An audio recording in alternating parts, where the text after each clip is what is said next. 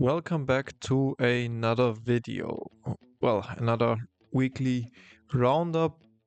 There have been some very weird storylines, some very weird games, and we're getting actually to halftime of the season. Now let's look at this. Well, the first game of the Premier League this week was Manchester United against Newcastle United, and this game was so very weird, quite bizarre. Now, as you can see, Manchester United did have part of the momentum, but Newcastle did have most of the momentum, especially during that second half.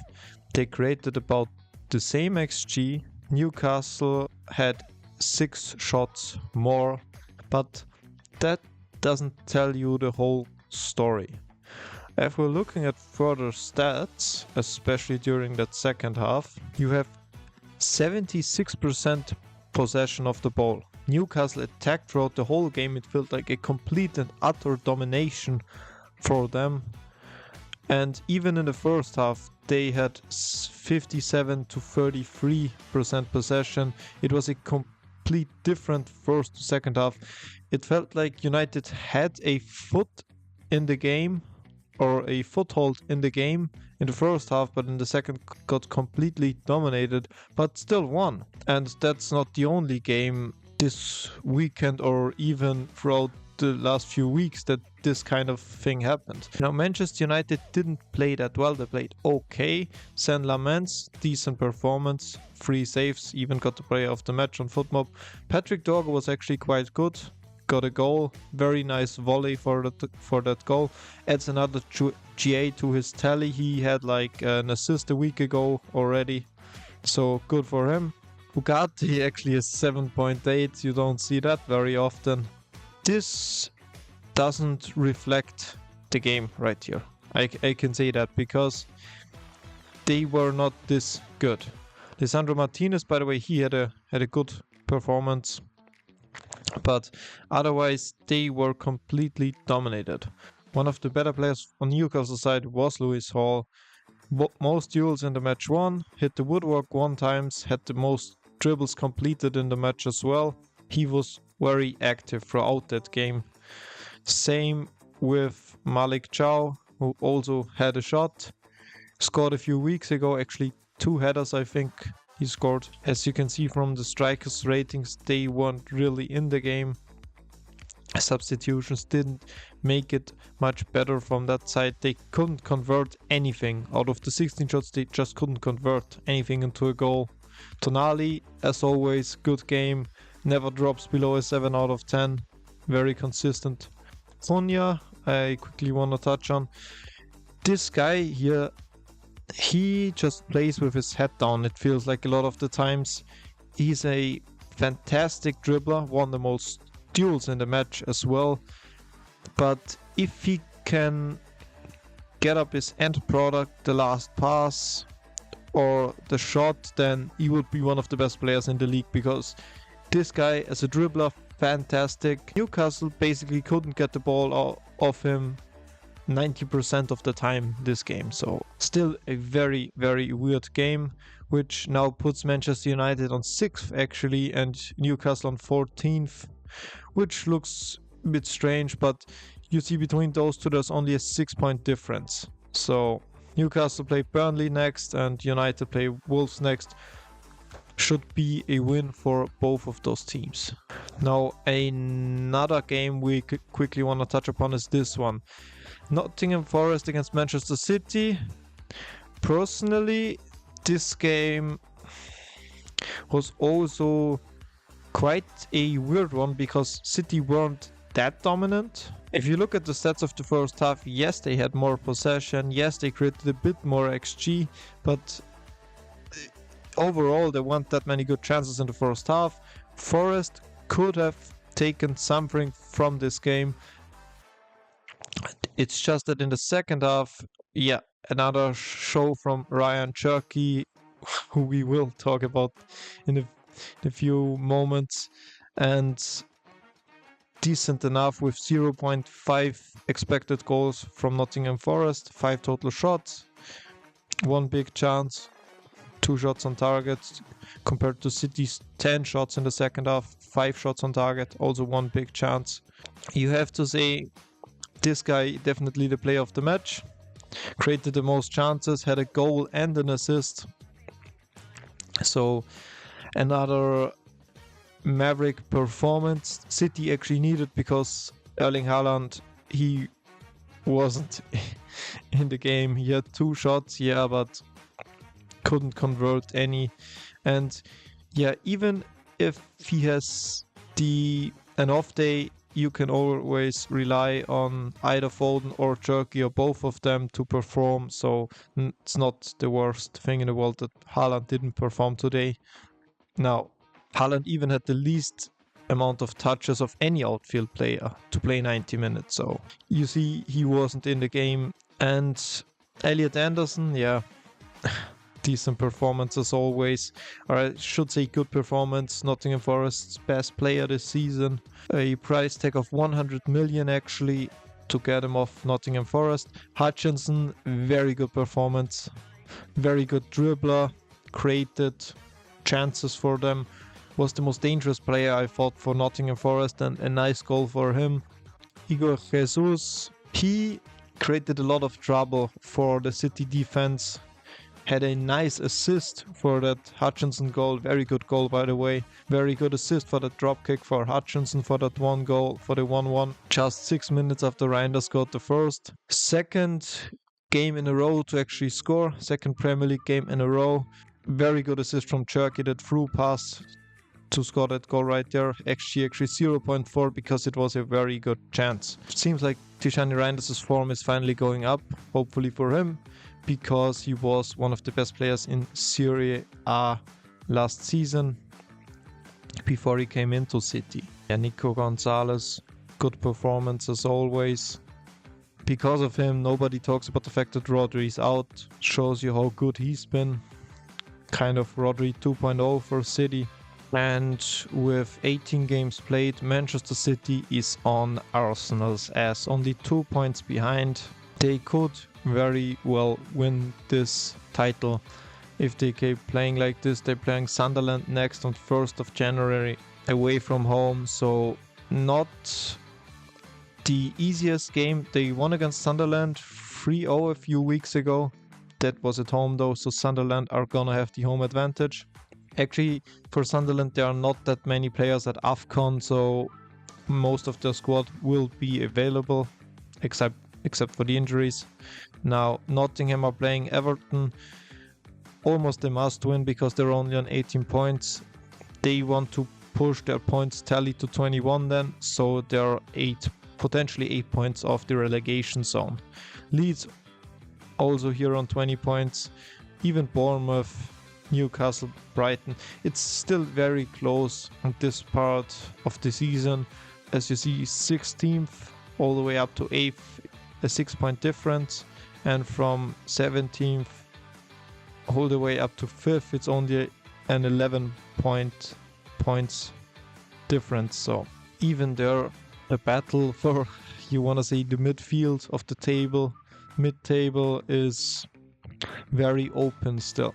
Throughout the next 10 or so, 10, 11, 12 games, you will see who will arise as a lower mid-table team, an upper mid-table team, and those European contenders will finally show themselves within the next 2 or 3 months probably, as we get closer to 3/4 of the season. Now, Arsenal also won. This was also a very strange game because they almost threw it away in the second half. They dominated the game for over 60 minutes, and out of nothing Gomez just scores that one goal, and then it's a wonder save from him, David Raya, to not concede that second goal. Fantastic shot from Yankuba Minte, who came off the bench. That one shot right there, almost top ins, but Raya had it. Odegaard, fantastic performance. That really was the type of performance you want to see from him. Captain's performance, very good on the ball, creative as well.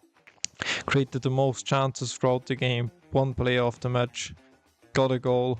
Yeah, Bukayo Saka, when he's playing, he was all over Brighton's defenses as 7 total shots and 1 assist, and also won the most dribbles throughout the match. Trossard I thought was quite good, had that one nice through ball to Victor Gyökeres, which he unfortunately couldn't score. It really seems like he's just a good goal scorer, but not an elite finisher. Rice out of possession, very good I thought defensively, dropped most of the game. Mentality play as well for Arsenal, got even 3 shots from that side. Hopefully this guy, Gabi Jesus, can get back to his best and Arsenal might look to win the title, because on talent he's the most talented striker they have in the team. So if he can get anywhere to his best, he will be starting game in, game out. The fact that Saliba is in is also big for them. Gabriel even came in from the bench. If he starts again, they might really have a run where they don't concede any goals. Hincapié is good, but just way not as good as Gabriel. Verbruggen also decent game, 5 saves yet to make, but it also shows you that the elite goal scoring abilities are not on Arsenal's side. Saka, he's not an elite goal scorer. Victor Gyökeres is far off that.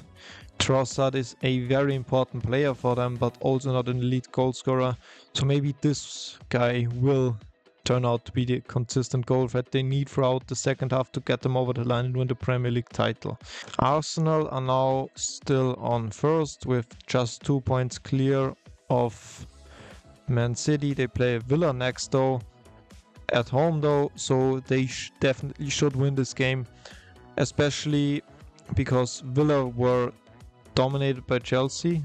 If Villa has a similar bad first half like they had against Chelsea, then Arsenal should punish them and score 2 or 3 in the first and then actually win this game.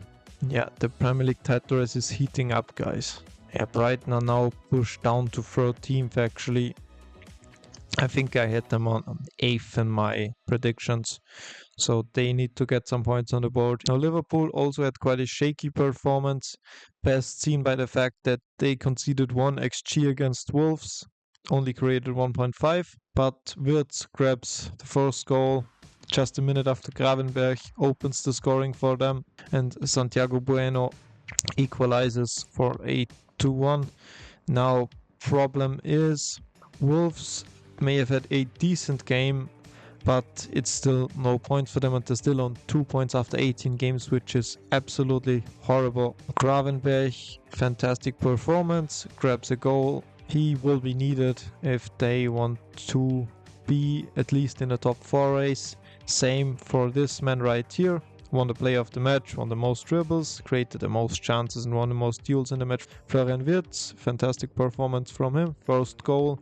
This is a performance you might see from him almost week in, week out if he gets to his best, because he is a 150 million player, of course. Ekitike grabs an assist, continues his fantastic GA run. Really, probably the second best striker in the league right now after Erling Haaland. So you have to give this guy really so much credit, man. Frimpong also has an assist for that first goal.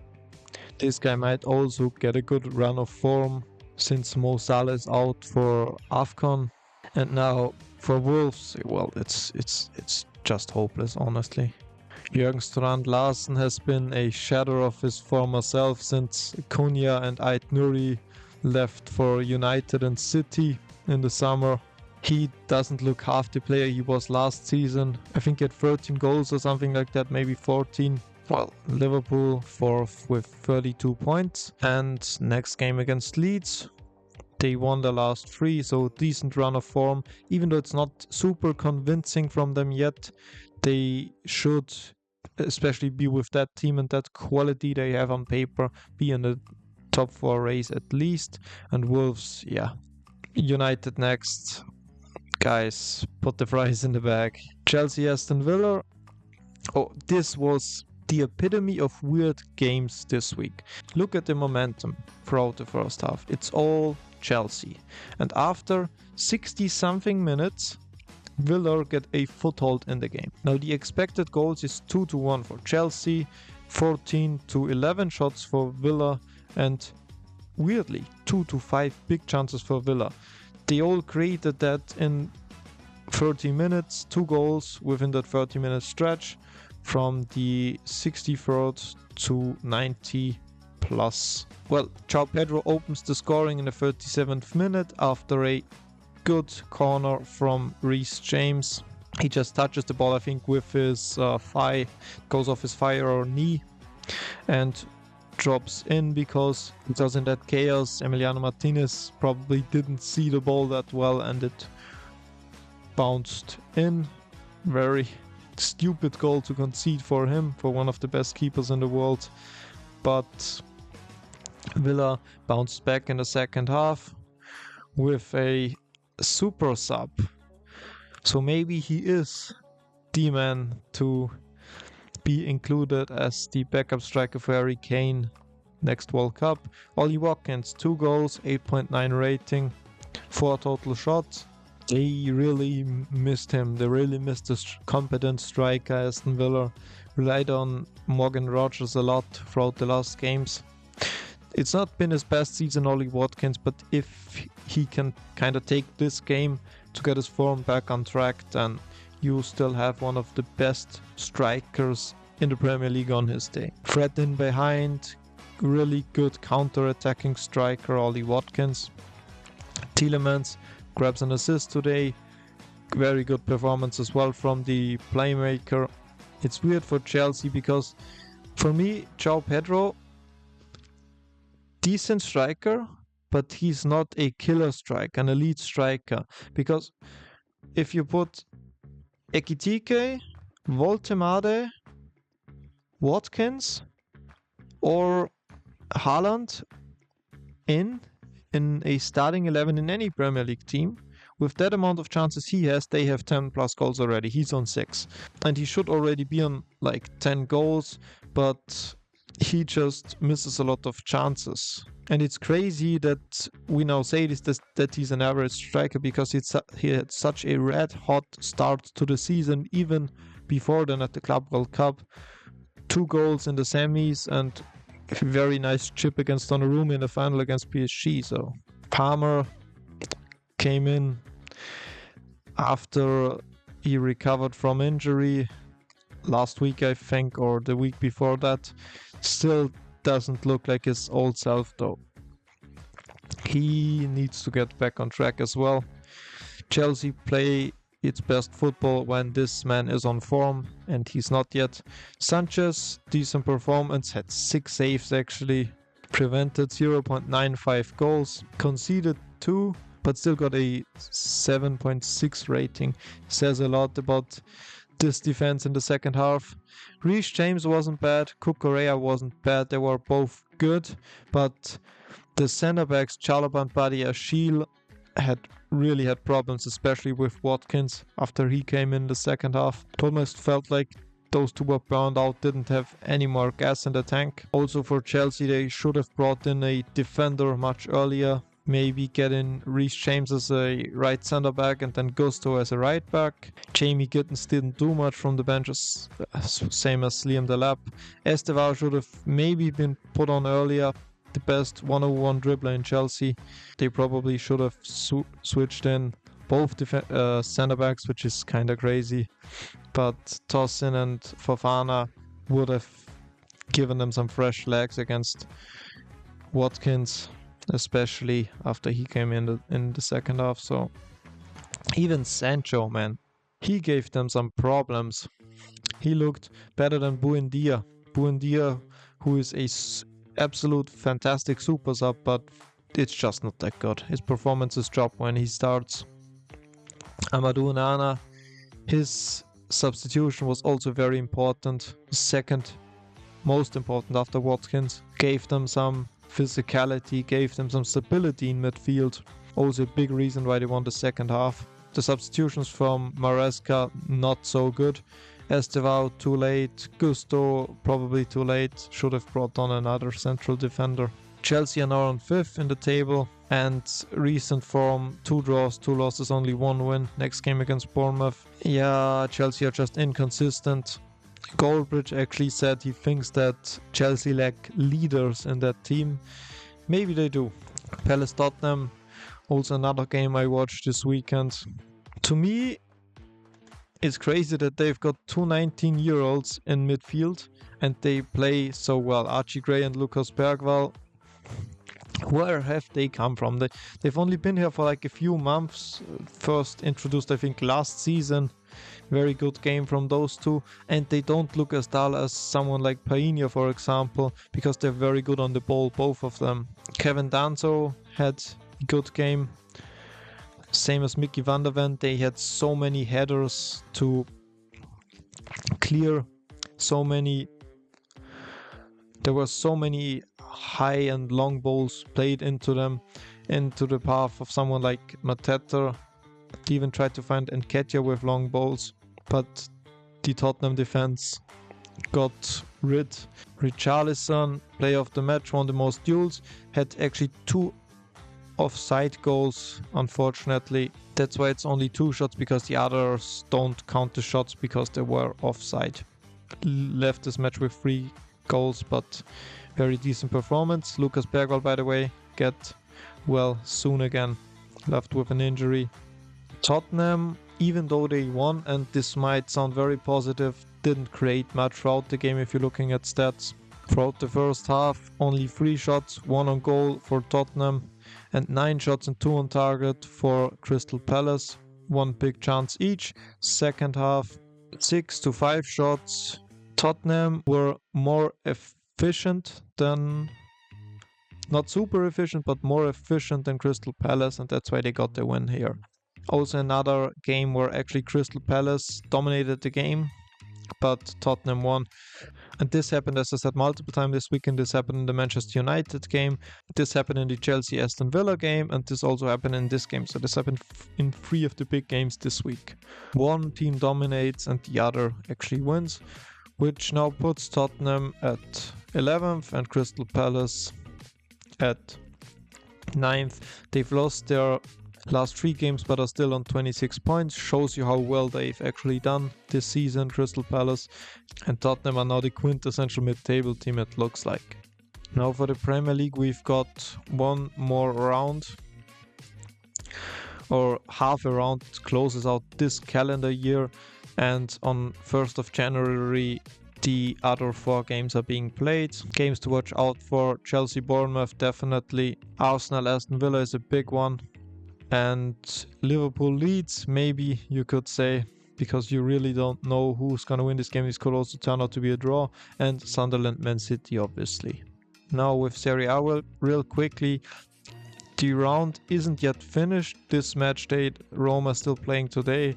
Como got a win. Nico Paz on the score sheet again.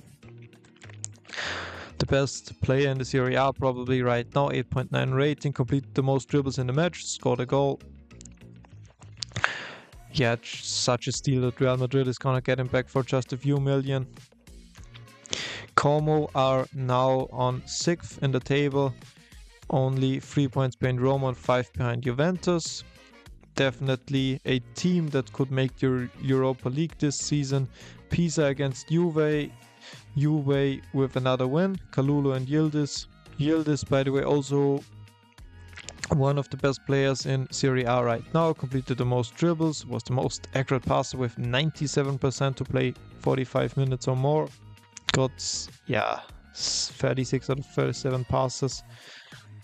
That's the kind of stats that Toni Kroos would be proud of.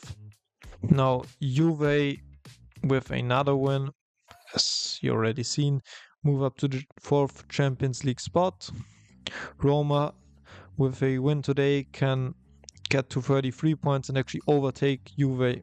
Now Milan, very convincing win yesterday against Hellas Verona. Nkunku actually got 2 goals, and maybe we will see the re-emergence of Christopher Nkunku.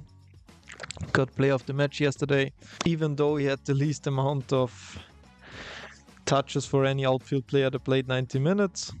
Got a tap in and a penalty. Maybe we will see the best of him again if he continues to grow in his performances, if he continues to play well.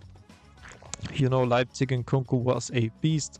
Pulisic, the best player in terms of one of the best players in GAs in Serie A for the last 3 seasons. He continues his consistency in an AC Milan kit. Captain America, another good game, got a goal. AC Milan move up to second, or to 35 points, second place. Only 13 goals conceded, quite decent. Napoli only conceded 13. Roma actually conceded only 10, and Como also conceded only 13, as well as Lazio. They only conceded 12. So top 5 defenses in Serie A right now. Napoli also played, and Højlund got on the score sheet again, man. What the Napoli air and the Italian ton can do to a man. Player of the match, 2 goals, 1 assist from this guy, Scott McTominay. Also, you might say a Manchester United misfit. Personally, I don't think he was that bad in a Manchester United shirt, but in Napoli, he's a Serie A superstar.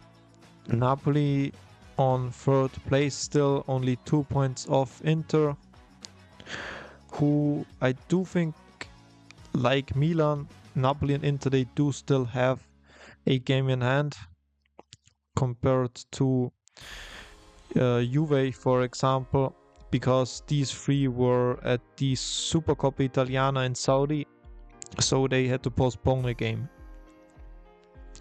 Atalanta played Inter yesterday, and this was a very, very dull game. Inter created a bit more, had a bit more ball possession throughout the game. There was one instance where Marcus Thuram got an offside goal, I think, where I thought when watching, finally it's a goal, but it was taken back.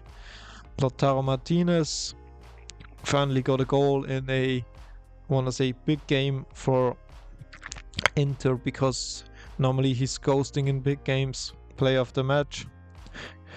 Captain's performance, also defensively involved. Very uneasy actually for the defense of Atalanta to play against him, because he's also someone who tackles quite a lot, who steps on your foot. Enrique, I thought, had a decent game, very good dribbler, by the way, Luis Enrique, the Brazilian. Barella, good as always, one of the best midfielders in Serie A, same as Cianonolo. And for the captain, let's see if he can actually get the form for the big games up and score or perform in each big game, or get GAs in most of the big games. That will be, of course, crucial, winning your head-to-head against the other top 4, 5, 6 teams in the league to actually win the league. Now, Napoli, of course, won the last Serie A, and normally you don't see a team repeating to win the Serie A, so it's very rare. So you kind of would guess that Milan or Inter win this one. I will be cheering on Napoli though for this title race. Now that was it for this week. It actually will be that tomorrow there are already the next games for the Premier League, so you're looking at a very, very short break, and AFCON is actually still ongoing also, and it will be probably the 3rd match week for them in the group phase, so the group phase will be over very soon in AFCON, and you will have the knockouts. And guys, with that, I wish you a pleasant day, and I'll see you very soon. Take care.